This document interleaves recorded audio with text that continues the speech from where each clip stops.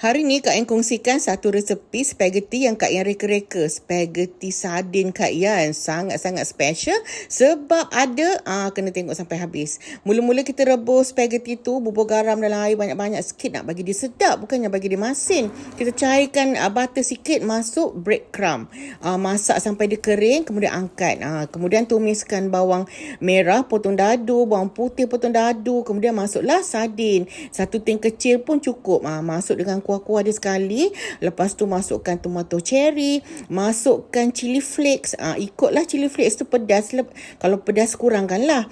Masukkan air rebusan spaghetti tadi. Masak sampai dia lembut. Masukkan spaghetti. Kalau rasa kering, tambahkan lagi air tu. Air tu yang bagikan dia sedap. Kemudian taburlah daun ketumbar. Lepas tu tadi yang breadcrumb yang campur butter tadi kita taburkan. Tabur keju parmesan kat atas je. Special.